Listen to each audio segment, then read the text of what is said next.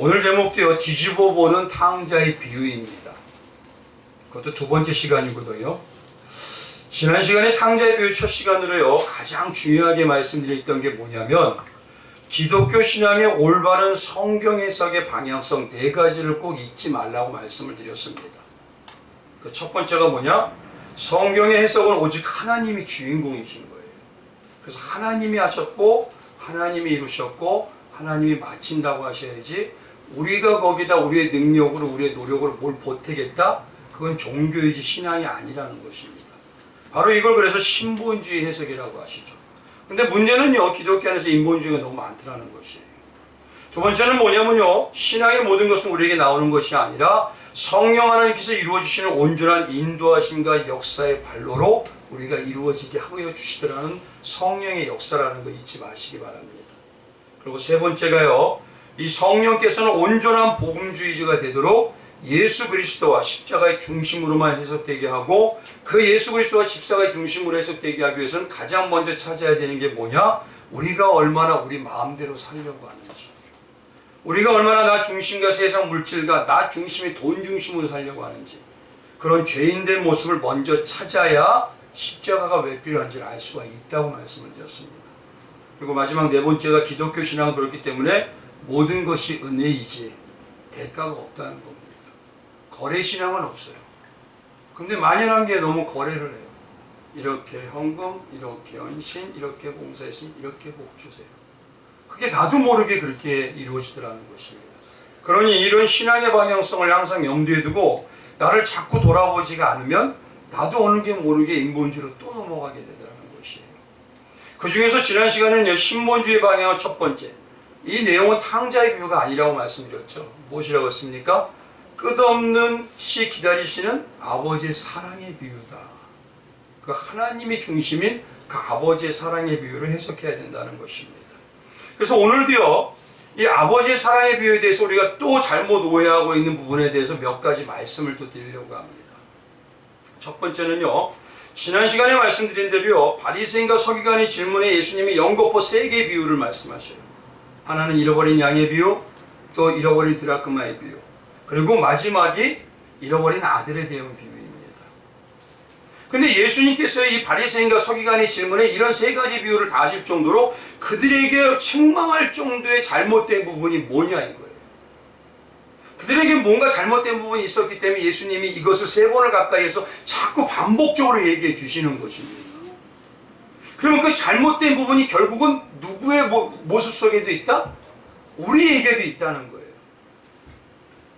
그래서 서기관과 바리새인을 통해서 우리의 모습을 돌아보라고 이걸 또다시 얘기해 주시는 겁니다. 그래서 그들의 모습의 질문을 통해서, 그들에게 말씀하신 대답을 통해서 우리에게는 그런 모습의 잘못된 부분이 죄가 없는지 그걸 점검하는 시간이 첫 번째고요. 두 번째는요, 복문에는 말씀드렸죠. 탕자가 한 명이다? 두 명입니다. 그것도 우리가 알고 있는 것보다 더 심각하게 탕자에 대해서 구분해냅니다. 그래서 두 명의 탕자에 대해서 말씀을 드리고, 세 번째가 뭐냐면 왜 아버지는요, 둘째 아들이 유산을 순순히 달라고 하는데 그냥 주셨을까? 그리고 당시 유산에 유대인의 상속법이 있다면 그게 어느 정도까지 범위가 이루어지는 걸까?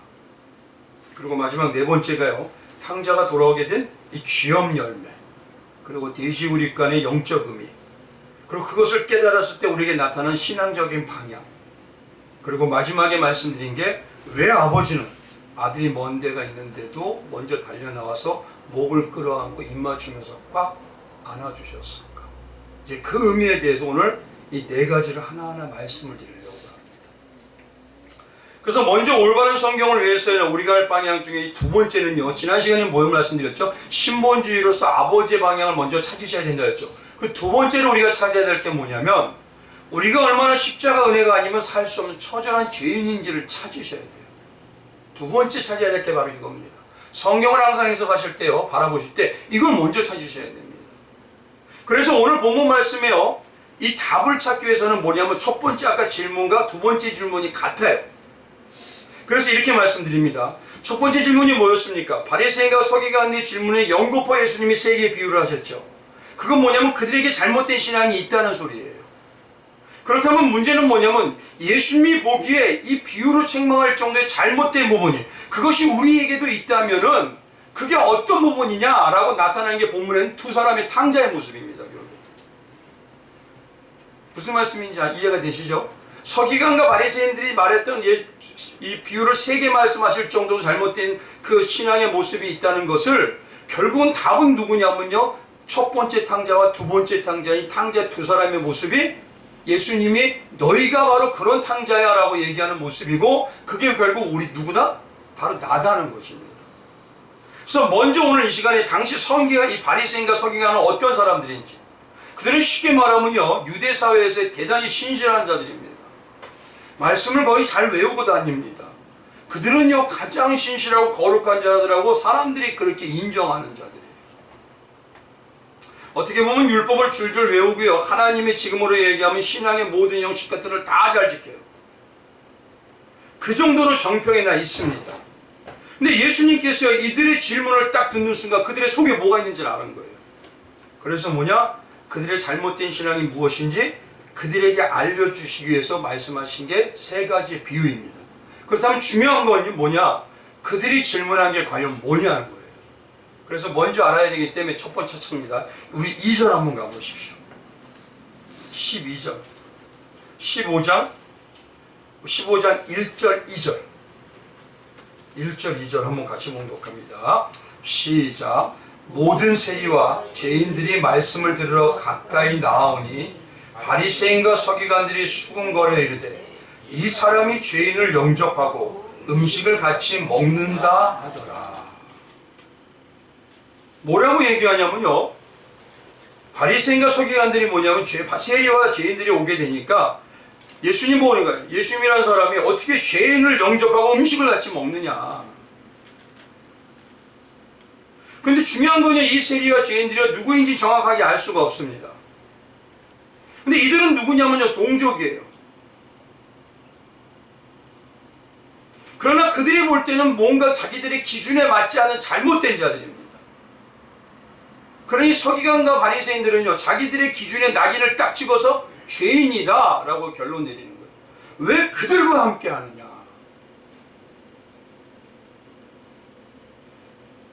그리고 이런 말씀에 대해서 답을 주시는 게 세 군데에 딱 3번 나오십니다. 첫 번째는 뭐냐면요 잃어버린 양의 비유를 하고 난 다음에 7절에 이렇게 얘기하세요. 7절 한번 같이 한번 봉독하겠습니다. 같이 봉독합니다. 시작. 내가 너희에게 이르노니 이와 같이 죄인 한 사람이 회개하면 하늘에서는 회개할 것이 없는 의인 99으로 말미암아 기뻐하는 것보다 더하리라. 첫 번째 죄인 한 사람이 회개하면 99보다 더 기뻐한다. 두 번째요 이런 드라크마를 찾는 얘기를 하고 난 다음에 또 결론적으로 말씀하셔요. 그게 바로 뭐냐면 10절입니다. 10절 한번 같이 읽어볼게요. 10절입니다. 시작. 내가 너희에게 이르노니 이와 같이 죄인 한 사람이 회개하면 하나님의 사자들 앞에 기쁨이 되느니라. 마지막으로 오늘 본문 말씀에 딱 보면 이 탕자의 비유에서요 결론적으로 그 죄인을 누구라고 얘기하는지 이제 보십시오. 32절입니다. 우리 같이 한번 읽어볼까요? 같이 읽습니다. 시작. 이 내 동생은 죽었다가 살아났으며 내가 잃었다가 얻었기로 우리가 즐거워하고 기뻐하는 것이 마땅하다 하니라. 이 31절의 결론은 뭐냐면 이겁니다. 7절, 10절, 31절, 32절 이게 뭐냐? 그 죄인이라고 네가 정죄하는 자가 내 동생이야. 내 가족이야. 내 부모야. 그 죽어도 싼주 잘 죽었다고 하는 그가 내가 미워해서 죽이고 싶은 그가 내 부모와 내 자식과 내 누이고 내 형제야. 제가 안타까운 것이요 교회가 서로 이런 가족이라는 마음이 있으면요 분쟁이 있을까요? 시기 질투가 있고 판단과 정죄가 있을까요? 지금 예수님께서 뭐라고 하냐면 서기관과 바리새인들 신앙이 좋다고 하는 그들이 신실하다고 거룩하다고 하는 그들에게 뭐냐면 내가 미워하고 내가 죽이고 싸다고 하는 그가 지금 내 형제를 살인하는 자야 너. 내 형제 살인하고 있잖아.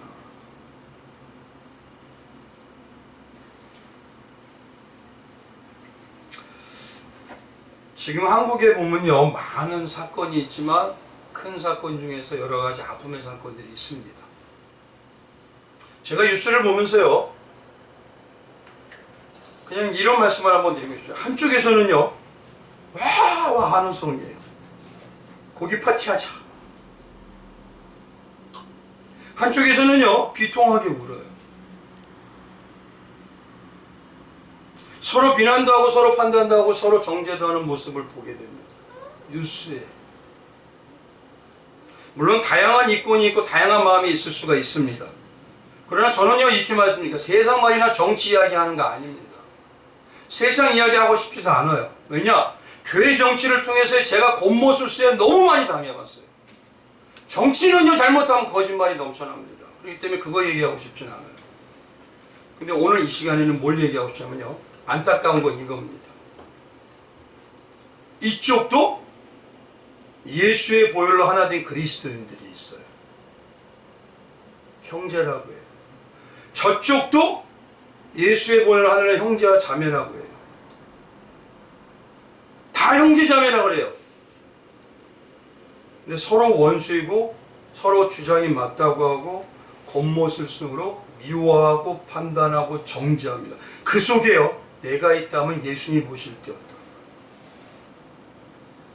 오늘 답이 이거예요. 바리새인과 서기관에게 죄인 하나가, 내가 너희들한테 수없이 하잖아, 죄인 하나가 에게 돌아오면 하늘에서 기뻐해. 죄인 하나가 얘기하면 내가 제일 기뻐해. 그런데 너는 지금 동생이 돌아왔는데 왜 얘기하는 거야?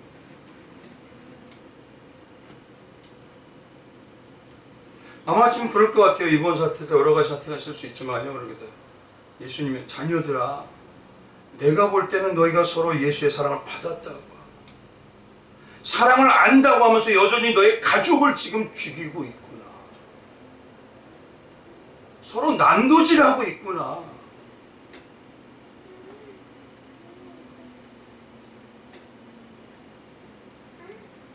오늘 본문을 가만히 보면요, 돌아온 탕자가 가장 문제가 아닙니다.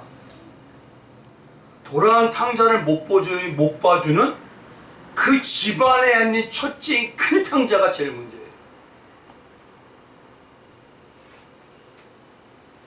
사람들에게는 신실한 자들이에요. 신앙이 좋아 보입니다. 지금으로 말하면 오랜 신앙생활과 교회 생활에 인정은 받을지 모릅니다. 근데 문제는요, 이런 분들에게 나타난 특징이 뭐냐? 올바른 신앙의 방향성과 올바른 진리에 대해서 말씀을 다시 드려도요, 내가 알고 있는 과거의 전통, 관습에서 내려놓지 못해요. 딱 고정되어 있어요. 인간의 특성상이요, 사랑보다는요, 정의를 찾는 게 빠릅니다. 그러다 보니까 어떻게 되냐면요, 제일 먼저 나타나는 게 나를 죽이고 사랑보다 판단하고 잘라내기를 잘해요. 바로 오늘 서기관과 바리새인들에게 뭐라고 하냐면은, 아버지 집에서는 입으로 아버지를 사랑한다고 하지 않느냐, 가족을 사랑한다고 침마르도록 고백하고 너희들 봉사하고 헌신하고 열심히 하지 않느냐, 너희 의로움을 쌓지 않느냐.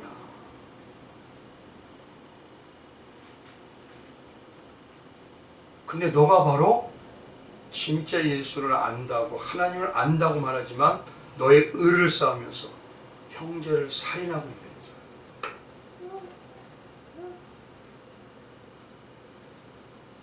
우리가 그렇다. 어떤 분이 그런 얘기를 하세요. 한일 축구전이 있으면요, 진짜 서로 살기가 넘친대요. 근데 그러더라고요. 일본을 원하는 사람들도 예수님 믿는 사람이 있었고, 한국을 원하는 사람도 예수 믿는 사람이 있고, 천국에서 이 사람들이 만나면 뭐라고 할까? 세상하고 뭐가 틀리죠? 세상하고 뭐가 틀려요? 하나님을 믿는 하나님의 자녀이죠.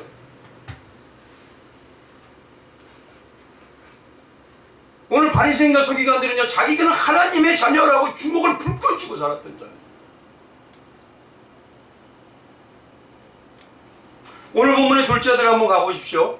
이제 둘째 아들은요, 자만하지 않게 오후에 회개하고 돌아와서 아버지 자신을 품꾼으로 품어달라고까지 얘기합니다.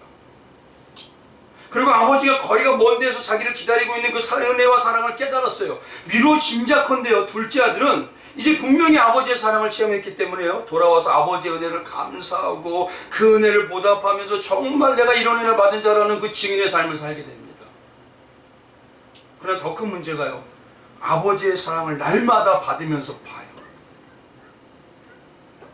근데 여전히 변화가 없어요. 그 큰아들과 같은 바리새인과 서기관들의 모습이 주님이 볼 때는 너무 큰 문제야.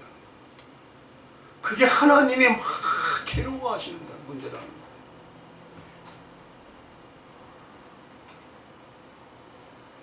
이 큰아들과 같은 성도가 되면요, 이제는요, 정말 내가 죽어도 싼죄이라는 그 마음의 은혜는요, 이제 없어져요. 하나님의 자녀 삼아주셨다는 그 얼마나 큰 복을 받았는 그 은혜의 감사도 점점 식어요. 감사의 은혜 감사로 나오는 사랑의 헌신과 봉사는 없고요, 자꾸 대가로 바뀌어갑니다. 자기 조금 열심히 한 공로나 성경권에 대해서 좀 아는 것이나 아니면 헌신을 조금 잘하면 그걸 강조해서 이제는 뭐냐면 나를 살려줬기 때문에 나 이 감격과 감동으로 하나님 앞에 합니다. 이게 아니라 더 받아내겠다. 내가 더 복을 받아내는 자가 당연히 나라고, 받을 수 있는 자가 납니다. 이 마음으로요, 자기를 포장합니다. 좀 큰아들이 그거예요. 어쩌면요, 큰 둘째들보다 아버지는 이 큰아들을 벌써 잘 알아요. 얼마나 아버지가 나타보면, 얘야, 내 동생은 죽었다 살아났잖아. 내가 잃어버렸다가 얻었잖아. 그럼 즐거워하고 기뻐하는 게 당연하지 않니? 우리 가족 아니니? 그런데 어떻게 그래?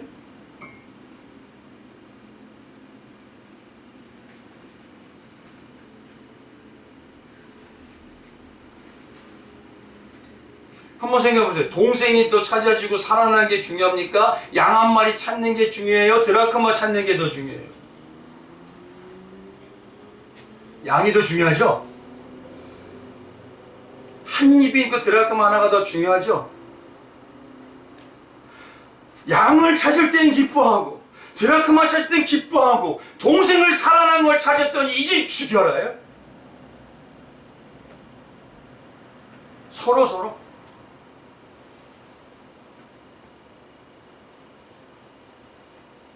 대상은 틀리지 못하면 여기서도 죽여라, 저기서도 죽여라.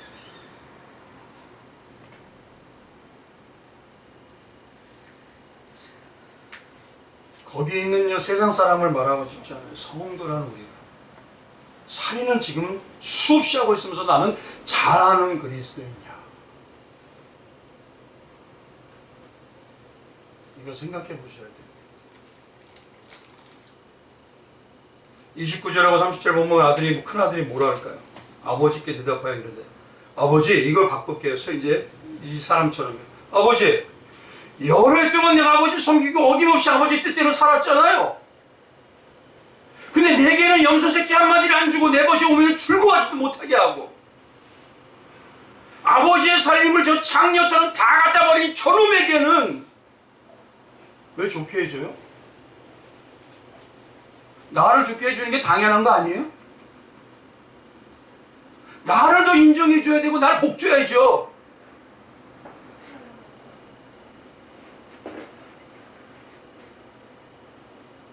결국은요, 아버지를 사랑하기 때문에 열심이 아니에요.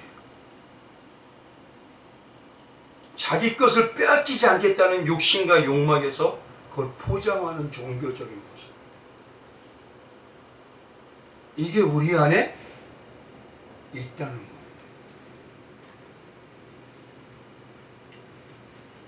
결국 이 모습은 아버지 곁에 있어요. 아버지를 찬양해. 우리 아버지 최고야. 우리 아버지 멋있어. 예배를 드려요. 신앙생활과 교회생활을 해요. 내 마음은 떠나 있는 진짜 문제 많은 탕자예요.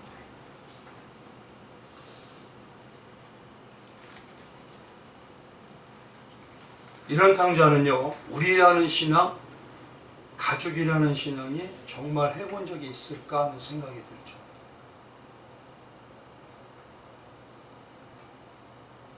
먼저 이런 죄인의 모습이 나에게 없는지를 찾으셔야 돼요. 그래야 내가 얼마나 스스로는 해결이 안 되는 자인지 알아야 되는 겁니다. 두 번째는 두 번째 이것만 있을까요? 이제는 둘째 모습을 한번 봐보십시오. 둘째 모습 중에서도 뭐가 있냐면요, 나 같은 죄인에게 주신 은혜를 우리가 얼마나 잊고 살고 있는지를 또 찾으셔야 돼요. 이 둘째 아들의 비유를 들은 유대인들은요, 자기들이 큰형과 같은 죄인이라는 생각은 못하고요, 어떻게 하면 이제 엄청난 둘째 아들에게 향해서 분노를 느낍니다. 그러면서 유대인들이 우리의 말로 하면 이럴 거예요. 아유, 저런 임시여, 세상 말세야 말세.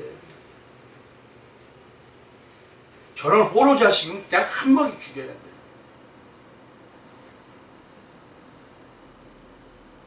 당시 가부장 제도는 철저했습니다. 유대사에서 아버지가 아직 살아있는데 불구하고 유산을 청구하잖아요. 그리고 자기 마음대로 가져가서 그것도 말도 안 되게 허랑방탕하게 그 재산을 탕진합니다.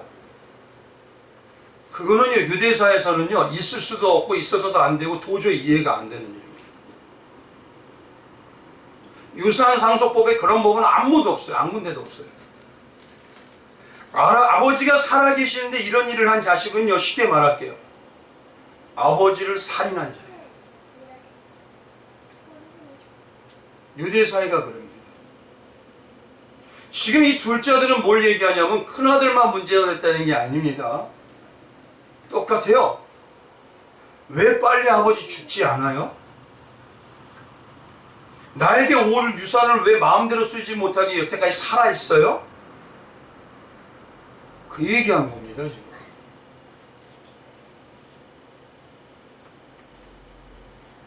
그래서 큰아들이요, 둘째 아들을 보고 뭐라고 한 거냐, 30절에 아버지 삶을 창녀들과 함께 삼켜버린 아들이라고 하는 거예요. 이거 대단하게 큰 욕입니다. 당시 유대인들에게는 아주 제일 저속한 욕이에요, 이게.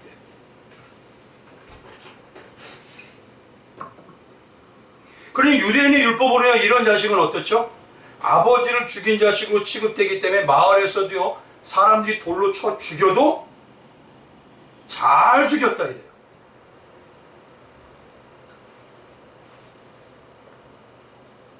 그런데 잘 보십시오. 오늘 본문을 보면요, 아버지 집에는 품꾼이 많아야 적어요. 많죠. 아버지 집에 돌아왔을 때 둘째가 제일 좋은 뭐죠? 가락지를 끼잖아요. 그리고 발에 신을 좋은 걸 신겨요. 또 살진 송아지를 잡아요.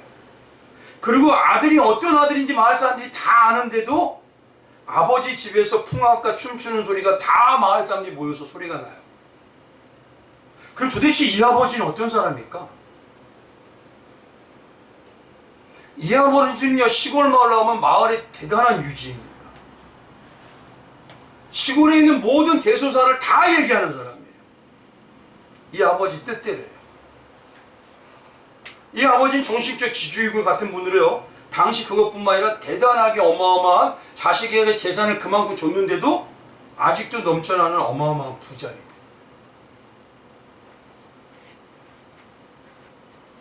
마을 사람들이 이 아버지가 지나가면요, 어린아이들도요, 멀리서 달려와서 인사를 꾹꾹꾹 해요.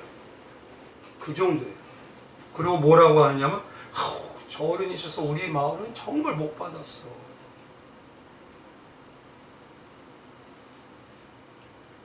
근데 결국 이 두 아들의 모습이 지금 신앙으로 말하면 뭘까요?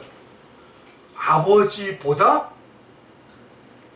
사랑보다 내 의, 내 정의, 내 물질, 내 자신의 삶, 내 삶의 풍요가 더 중요합니다. 아버지를 위해서 나를 드리는 게 아니라 아버지의 것을 나를 위해서 살는 거예요.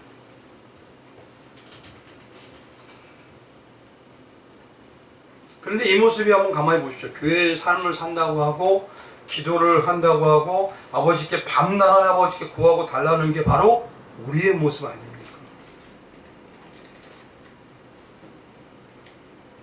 어떤 분들은 그런 얘기합니다. 물론 하나님도 사랑해요. 근데 이왕이면 이 땅에서 잘 되면 좋은 거 아닌가요? 잘 되면 좋죠. 정말 잘 되면 좋죠. 전번에도 그런 말씀 드렸죠. 부자 되지 마세요 한 적이 한 번도 없습니다. 부자 되세요. 제발 잘 되세요. 그런데 예수의 심령이라고 하는 그 중심의 은혜를 잃어버리면 다 잃어버려요. 신앙은요, 은혜와 사랑과 진실과 정직을 잃어버리면요, 그건 껍데기만 남는 거예요. 교회가 커가지고 돈이 많아요? 사람이 많아요? 하나님 앞에서 알차라고 할까요? 껍데기라고 할까요?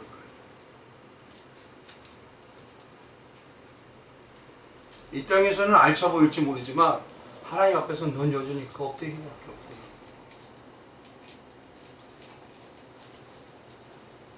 그럼 만약에 봐보십시오. 물론 하나님도 사랑하고 이 땅에 잘 되면 좋잖아요. 그런데 만약에 그 하나님이 항상 말씀드려 천국을 안 줘요. 세상 복도 안 줘요. 십자가의 고난만 줘요. 그러면 그 하나님이 내 아버지 아닌가요? 다윗처럼 투정을 할 수 있습니다. 아버지 언제까지 참으실래요? 근데 이 모습을요 지금 이 시대에 있는 아버지의 상으로 한번 비유를 할게요. 아버지가 어디 가서요 많은 빚만 지고 왔어요. 날마다 가정은 돌아보지 않고 다 맨날 팽개치기만. 그리고 자기 하고 싶은 대로 가정에 있는 것들을 가져가서 자기 마음대로 해요. 그럼 그런 인간은 내 아버지가 무슨 아버지하고 아버지 아니죠.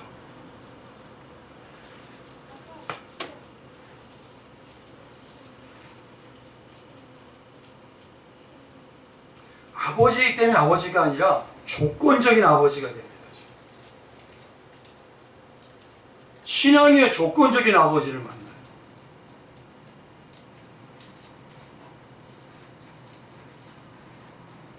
그게 바로 둘째 탕자의 모습. 근데 이 모습이 문제가 되는군요. 성경이 뭐라고 하냐? 조건적인 선택적인 아버지 사랑은요. 누가복음 16장 13절에 이렇게 얘기해요. 지파인이 두 주인을 섬길 수 없나니 혹 이를 미워하고 저를 사랑하거나 혹 이를 중히 여기고 저를 경히 여길 것입니다. 너희는 하나님과 재물을 겸하여 섬길 수 없느니라. 그리고 이런 영적 모습이 마지막에 가까울수록 어떻게 바뀌어가는 줄 아십니까? 바로 디모데후서 3장에 이렇습니다. 너는 이것을 알라. 말세에 고통하는 때가 이른다. 하나님이 고통하는 때가 이른다. 근데 그때가 언제냐?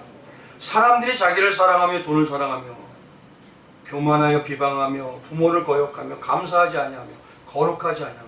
여기서 말하는 부모는요 영적으로 얘기하면 하나님이 무슨 말씀해도 따라가진 않아요. 이제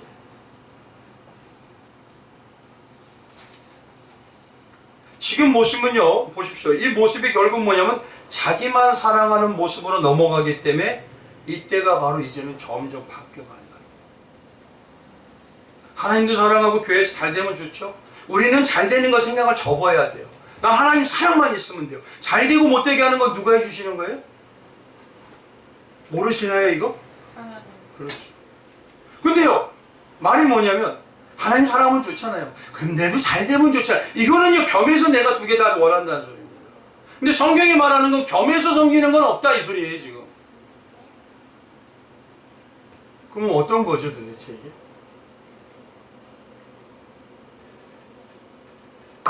말세라는 것 때는요 이때는 언제냐면 결산하는 때라는 겁니다.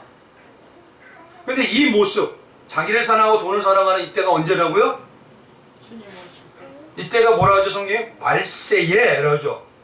말세 때는 거예요. 지금 한번 가만히 봐보십시오. 세상뿐만 아니라 교회에서도 자기 사랑하고 돈을 사랑하는 게 넘쳐요. 그럼 지금이 언제? 결산하고 계시는 겁니다 지금. 근데 왜 고통한 데가 된다 그럴까요? 아니 나를 사랑하고 나를 돈을 물질 많은 거 다 하면 좋잖아요. 근데 왜 예수님 볼 때 그때가 고통하는 때야 그럴까요? 왜? 이 고통은요 그런 겸하여 섬기는 그런 종교적인 신앙이 아니라 하나님만을 정말 붙들고 가족으로 사는 진짜 성도가 느끼는 고통. 고통한다는 이 말은요, 헬라어로 칼레폰이라고 합니다. 참기 어려운, 힘든, 사나운, 공고한, 고통스러운 이런 소리예요. 근데 이건 뭐냐면요, 돈은 땅을 대표하는 기준이죠. 성도들이 점점 세상과 같이 자기 중심과 자기 높임과 물질과 풍요와 질투와 판단과 시기와 세상에 있는 마귀의 모습을 닮아가니 아버지의 사랑으로 살겠다고 하는 자들, 그들에게는요 점점 너무 괴로워요. 그런 차라리 아버지 빨리 끝내시고 데려가세요.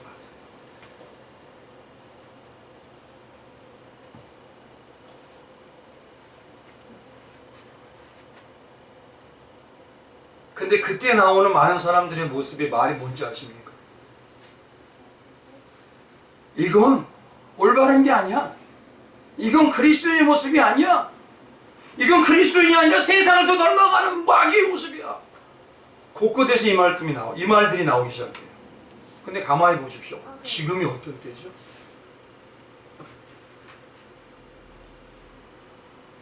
그런 점점 은혜의 맛은 없고요. 이제 영적 갈급함이 채워지지 않는 그런 마음으로만 삽니다.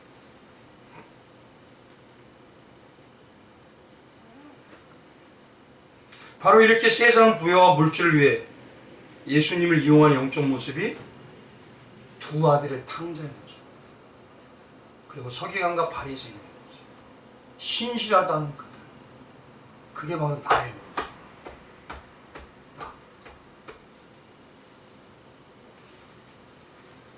그럼 한번 가만히 봐보십시오.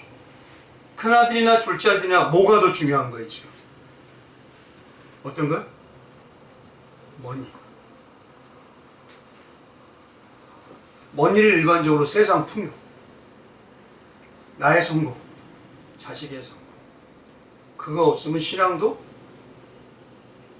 맞잖아요. 그게 없으면 안 되기 때문에 내가 이겨야 되고 서로 뭐냐 비난하고 판단하고 정죄하고 싸우고. 우리 본질적인 걸 보자고요. 목회자로서 여기서 올바른 거 얘기 안 하면요, 뭐 얘기하죠?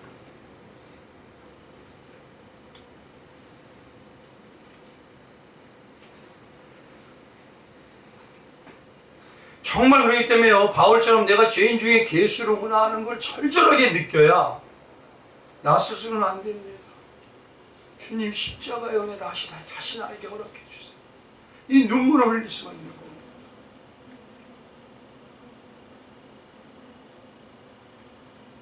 그게 바로 말씀드린 첫 번째, 하나님이 전적인 주인공으로 찾으시고, 두 번째, 내가 얼마나 죄인인지를 찾으셔야 돼요.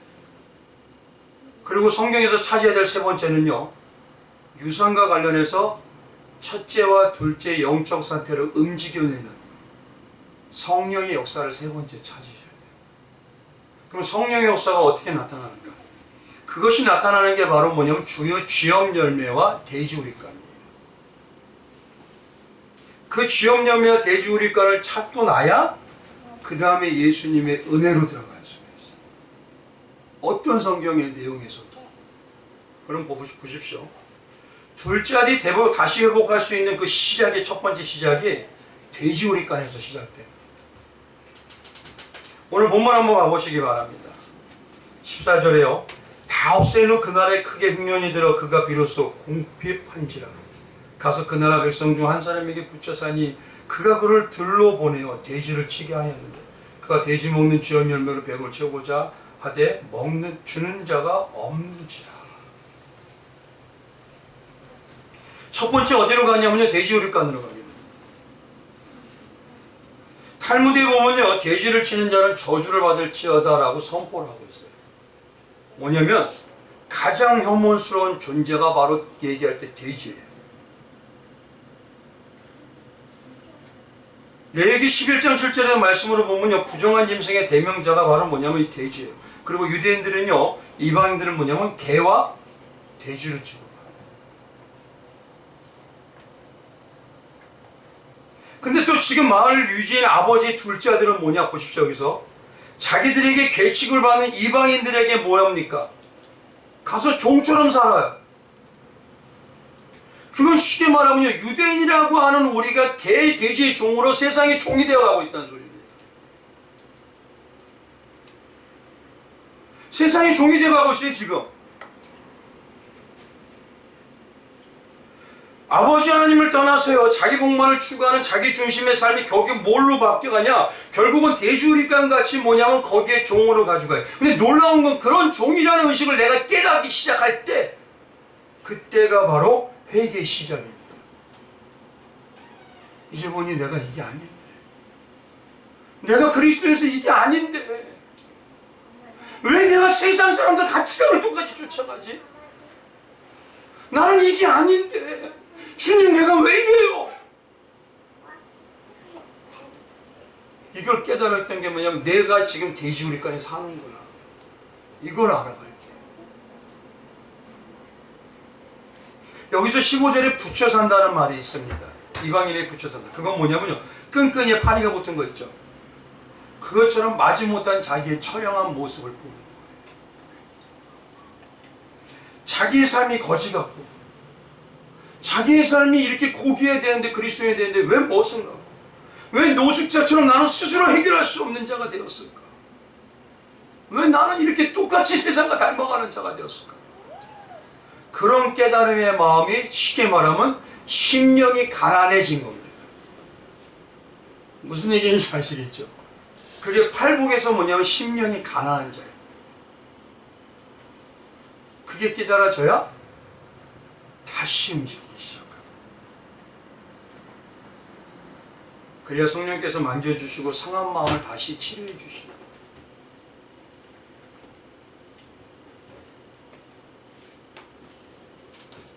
거기다 그것뿐만이 아니죠. 시작은 그렇게 돼지우리간에 있었지만 결국 회개의 마음이 돌아서 아버지께로 돌아가자 마음이 시작된 건 바로 쥐업 열매 뜻이에요. 쥐업 열매라는 거냐, 한마디로 딱 얘기하면요, 가난과 궁핍과 비참함을 상징하는 겁니다. 더 이상 떨어질 때는 떨어질 수 없는 상태. 이게 말씀드린 그 죄의식에서도 나는 도저히 안 되는 죄인 중에 괴수이구나. 그게 돼지우리간과 쥐업 열매. 근데 놀라운 건요, 이런 마음이 들면서 또 한 가지가 들어야 되는데 뭐냐, 이 쥐업 열매마저도 주는 자가 없구나. 나를 도와줄 자는 아무도 없구나.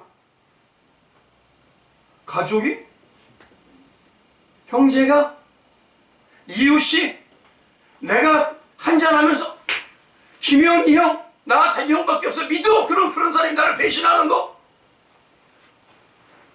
그 마음이 느껴질 때 뭡니까?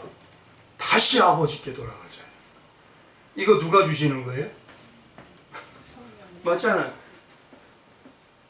이런 마음 느껴본 지 얼마나 되셨어요? 내가 지금 내 거 하나님이 거듭남으로 다 도려내 주신 살에다가 암덩어리를 또 붙이고 있어요, 우리 계속.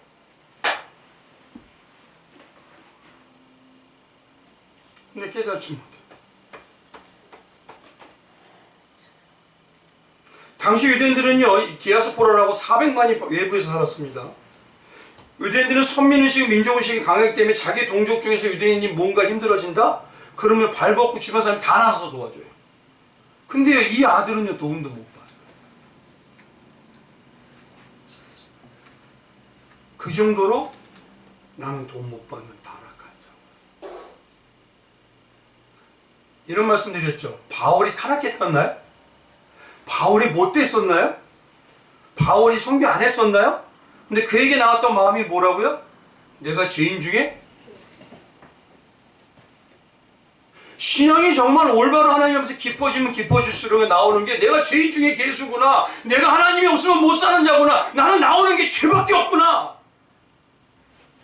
이거 깨닫기 시작해야 돼요. 근데 교회가 너무 정의로워요. 지금 너무 정의로워요.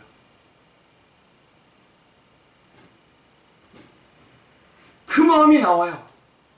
다시 아버지 나 붙들어 주세요. 다시 아버지 나와 함께 해주세요. 이 기도가 나온 것처럼 아버지 집에는 품꾼이 많구나. 나 이제 품꾼이라도 해도 좋아. 아버지 집에 돌아가자.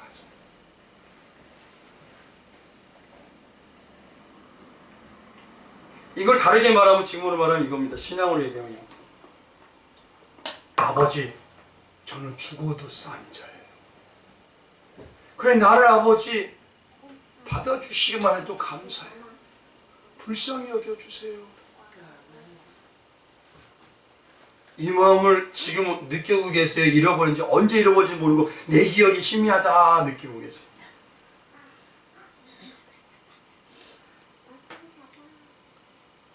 그러니 한번 생각해 보십시오. 이제 이걸 보십시오. 이런 마음이 들게 하는 거 누구라고 하셨죠? 그럼 성령은 누구의 영입니까? 하나님 아버지의 영이죠? 또 성령을 다르게 말하면 예수님이 보내신 보혜사 성령의 영, 성령이라고 하죠? 그래서 고린도서 2장 11절에도 사람의 일을 사람의 속에는 영에는 누가 알려? 이와 같이 하나님의 일도 하나님의 영 외에는 아무도 알지 못하니라고 그러잖아요. 그리고 요한복음 15장 26절에도 내 아버지께로부터 너에게 보낼 보혜사고 아버지께로 보내는 진리의 성령이 오실 때 그가 나를 줘. 그럼 결국은 봐보십시오. 아버지는 몸은 집에 있지만 마음은 떠난 적이 있어요, 없어요? 하나님은 지금 하늘에 계신다 하지만 여기서 떠나지 않고 나를 보고 계세요, 안 보고 계세요? 여전히 첫째 아들처럼 둘째 아들처럼 막 이러는 걸 가지고 옆에서 보고 계시는 거예요. 가슴이 다 도려내지는 거예요. 이걸 느끼셔야 돼요. 이걸 다시 느끼지 못하면요, 회복이 어렵습니다. 마귀는요, 이걸 못 느끼게 하기 위해서 모든 힘을 다 동원합니다. 지금. 한번 봐보시죠. 나라 자체. 뭐가 중요하다고 저는 얘기 안 해요. 딱 쪼개져 버렸어요.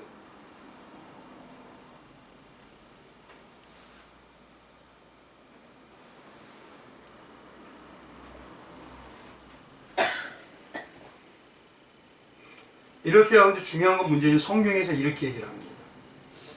이런 은혜를 잃어버리고요. 우리가 오히려 사랑이 아닌 나의 의로움과 나의 것을 챙기는 것이기 때문에 판단과 정치와 시기가 넘쳐날 때 아버지를 마음을 찢는다는데 그거를 히브리서 6장에는 뭐라고 하시는지 아십니까? 4절부터 한번 읽어볼까요? 같이 읽어봅니다. 시작. 한 번 빛을 받고 하늘의 은선을 맛보고 성령에 참여한 바 되고 하나님의 선한 말씀과 내세의 능력을 맛보고도 타락한 자들은 다시 새롭게 하여 회개할 수 없다. 회개지 못하고 있다는 거예요. 근데 그 회개 못하는 모습이 뭐다? 이제 여기가 중요해요.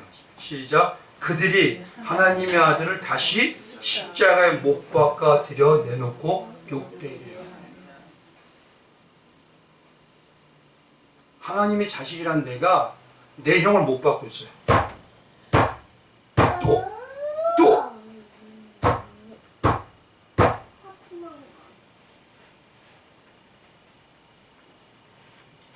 그러니요, 중요한 건 처음 사랑 다시 찾으셔야 돼요.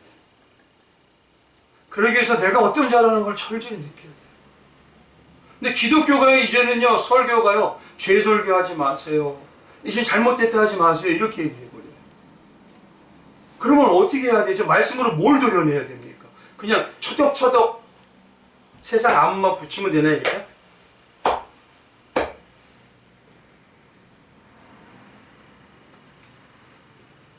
여기서 성도님들이 많이 오해하는 게 무슨 말씀이냐면 17절 한번 가보십시오.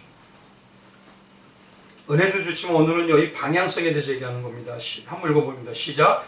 이에 스스로 돌이켜 이르되 내 아버지에는 양식이 풍족한 품꾼이 얼마나 많은가. 나는 여기서 주려 죽는구나. 여기서 스스로 돌이켜란 이 말 때문에요, 아들이 자기가 돌아갔다고 얘기해요. 근데 그거는요, 유대인들의 이 헬라어하고 이 히브리의 원어를 모르기 때문에 그렇습니다. 이 말은 뭐냐면 스스로 돌이켰다는 건 그게 아니라 그걸 올바로 뭐냐면 하면 자기 자신을 되돌아보기 시작했다, 요 소리예요. 이게. 자기 자신을 거울로 비춰보듯이 보기 시작했다. 그러니까 자기가 얼마나 죄인지를 이제 자기 실체를 알게 됐다는 거예요. 그런 시작과 내가 그런 것만 먹고 사는 사람이구나. 취업 열매만 내가 추구하는 사람이구나, 세상 거. 이거를 내가 절절히 느껴요. 아버지 보세요. 나는 지금만 추구하고 있어요. 그러니 아버지께 돌아가는 방법밖에 없지 않습니까? 그걸 깨달은 게 성령이시고, 성령이 그걸 깨닫게 하셨을 때 이제 돌아가는 과정과 돌아가면서 누구를 느껴요? 예수의 사랑을 만나요. 그래서 네 번째가 뭐냐면요, 바로 끝없이 놀랍도록 주시는 아버지의 사랑인 십자가의 그 사랑에 만나요. 그게 어디서 나타나냐? 바로 20절입니다. 20절에 한번 가보십시오. 보겠습니다. 같이 시작. 이에 일어나서 아버지께로 돌아가니라. 아직도 거리가 먼데 아버지가 그를 보고 치근히 여겨 달려가 목을 안고 입을 맞추니. 왜 아버지가 갑자기 달려가서 입을 맞추고 목을 딱 안아버리고 입을 맞출까요? 너무 반가워서? 그럴 수 있겠죠. 근데 당시 유대사에서는요, 아무리 반갑고 아무리 좋아도 절대 뛰지 않습니다. 경박하다. 체면으로 사는 그들에게 뛰는 일은 절대 없어요. 근데요, 어른이 거기다가 마을의 정신적인 지주가 뛰는 일은 절대 없습니다. 거기다 아버지는 마을의 권위자잖아요. 근데 그 아버지가 아들을 보자마자 냅뜨 하려고요. 우리 한번 그림 한번 보여주세요. 맨 앞에.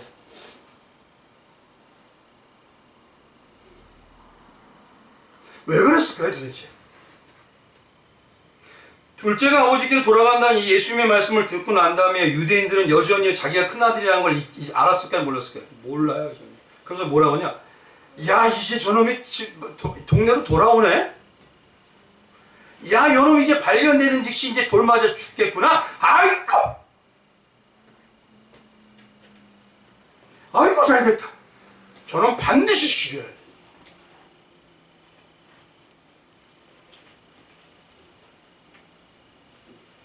그래서 만약에 이 마음속으로 이들은 돌을 준비하고 있어요. 근데 아버지가 갑자기 이들이 생각지도 못한 일을 해버리는 거예요. 아버지가 막 달려가서 아버지가 아들의 목을 꽉 끌어안아요.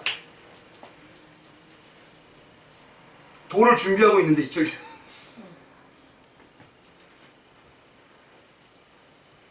아버지는요, 이 아들이 재산을 가지고요 떠날 때부터 분명히요 그렇게 죽을 것을 아버지는 알았어요.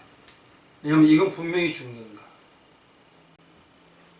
그래서 이미 아버지는요 떠날 때부터 마음을 준비하고 있어요. 언제든지. 그러니 아버지가 뭐냐면은 자기가 유지고 자기가 능력자라는 걸 다 체면 버리는 거예요. 지금. 버리고 완전히 버리고요 아들과 하나가 되기 위해서 꽉 안아버리는 거예요. 이 아들을 지금 누가 있죠? 제가 항상 말씀드렸죠. 은혜는 뭐다? 본질은 바뀌어요, 안 바뀌어요? 요거를 아버지가 덮어버리는 거예요. 그리고 누가 아버지는 뭐가 된 거예요, 지금? 죄인이 된 거예요. 스스로 죄인이 되어버리는 거예요, 지금. 그리고 뭐냐면 아버지가 그 아들과 같이 죽는 거예요. 누가 죽어야 되는데? 바로 뭐냐면 이겁니다. 이걸 영적으로 얘기하면요. 가장 높은 분이신 그 하나님이 율법을 제정하신 그분이 가장 철저히 지켜야 될 아버지 하나님이 아들인 우리 때문에 세상 사람들 때문에 사단에게 비웃음거리가 되는 거예요.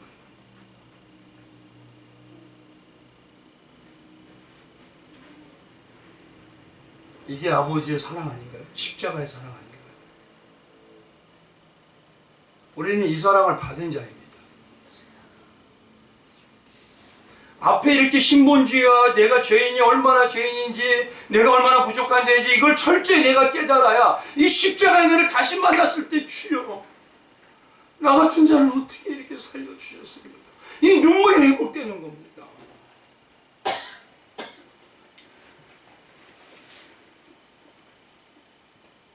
그러니 어머니 오늘 마지막으로 이제 묻고 싶어요.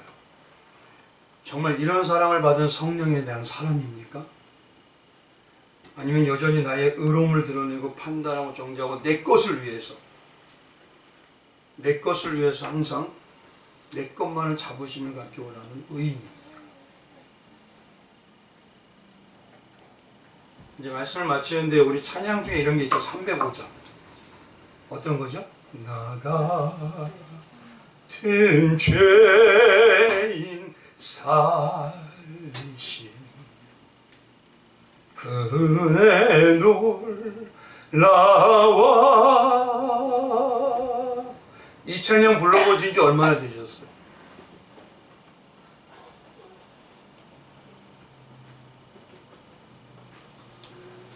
너무도 안타까운 건요, 지금 교회와 성도들의 현실이, 신앙의 현실은 이런 생명까지 주신 은혜는 온데간데 없어요. 오히려 하나님 아버지가 우리한테 그러는 거예요. 얘들아, 나 좀 제발 믿어줄래? 제발 나와 함께 해줄래? 그러니 우리가 그 노래 제목에도 있죠. 가까이 하기엔 너무 먼 당신. 이 모습 되면 안 됩니다. 주님은 지금 우리 안에서 계속 말씀하죠.